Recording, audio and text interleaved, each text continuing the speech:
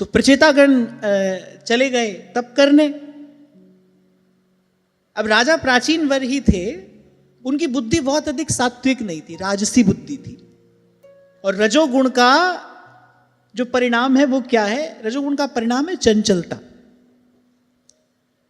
अब आप देखेंगे बुढ़ापा आ जाता है, फिर व्यक्ति को लगता है भाई ये भी कर लूं, वो भी कर लूं, अपने बच्चों के लिए ये भी कमा लूं, अपने बच्चों के लिए वो भी करा लूं। कौन करा रहा है ये आयु अवस्था व्यवस्था नहीं करा रही, ये जो भीतर रजोगुण है ना, ये रजोगुण ये कराता है।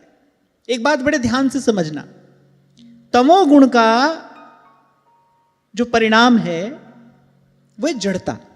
जिसके भीतर तमोगुण अधिक होगा ना, पड़ा रहेगा, खाया पिया पड़ गया, और जब उठा तो किसी से कलह कर लिया, क्लेश कर लिया, फिर खाया, फिर पिया, फिर पड़ गया। तमोगुण का लक्षण है जड़ता।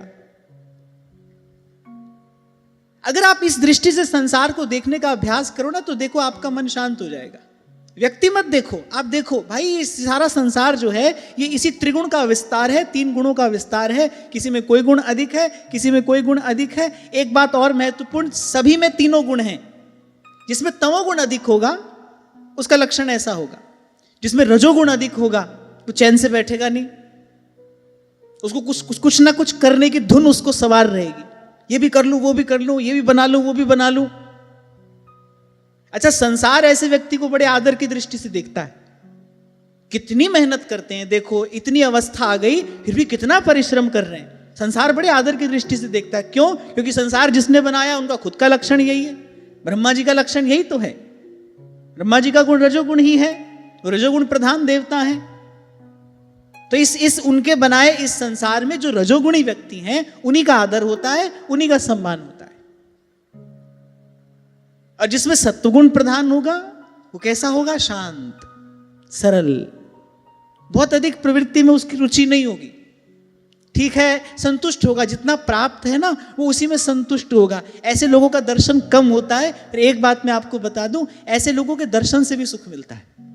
जो व्यक्ति सत्वगुण में स्थिर है, आप उसका दर्शन करोगे, थोड़ी देर के लिए आपका मन भी शांत हो जाएगा, थोड़ी देर के लिए आपके मन को भी प्रसन्नता का अनुभव होगा। तो ये है जो सब, ये सब इन्हीं 3 गुणों का विस्तार है। और एक बात और जो मैंने आपसे कही, प्रत्येक व्यक्ति में तीनों गुण हैं। किसी में किसी गुण की प्रधानता है, किसी में किसी गुण की प्रधानता है। अब राजा प्राचीन वर ही जो थे उनमें रजोगुण की प्रधानता थी, तो वो क्या करने लगे? वो यज्ञ आदि कर्मकांड में लग गए, खूब यज्ञ करने लगे। और जहां से आज हमने चर्चा आरंभ की, जहां तक द्वंद्व है वहां तक संसार है। अब कर्मकांड में भी द्वंद्व है। कर्मकांड में कौन सा द्वंद्व होता है? विधि निषेध का द्वंद्व होता है। ये करना है, ये नहीं करना, ऐसे करना है, ऐसे नहीं करना, इस आसन में बैठना है, इस आसन में नहीं बैठना है, इस दिशा में मुख करके बैठना है, इस दिशा में मुख करके नहीं बैठना है। वहां भी द्वंद्व पीछे लगाई है। अब विचार करो, ये कर्म कांड जो है ये किसी को संसार के दुख से कैसे मुक्त कर सकता है? ये तो आप ही संसार रूपी द्वंद्व का ही स्वरूप है। मैं आपसे कहता हूं ना, जिसके हाथ खुले होंगे वही तो आपके बंधे हाथ खोल सकता है। जिसके खुद के हाथ बंधे हैं वो आपके कैसे खोलेगा? तो राजा प्राचीन वरी, उनका सहज स्वभाव था, रजोगुण प्रधान व्यक्ति थे, वो लग गए कर्मकांड में।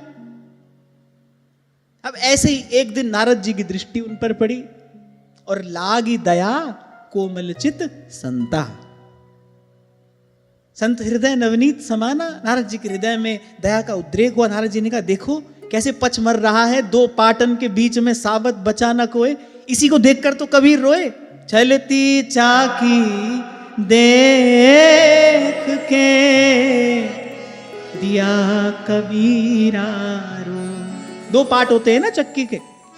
फिर ये संसार की चक्की चल रही है, संसार माने द्वंद्व की चक्की चल रही है। कह रहे 2 पाटन के बीच में और साबत बचा न कोई, सब इसी में पिस रहे हैं, मर रहे। इसी को देखकर संत को दया आती है। लाग दया कोमल चित संता। संत के कोमल हृदय में दया का उद्रेक हुआ। नारद जी आए। नारद जी ने कहा, बोले क्या कर रहे हो? ये कौन से काम में लग गए?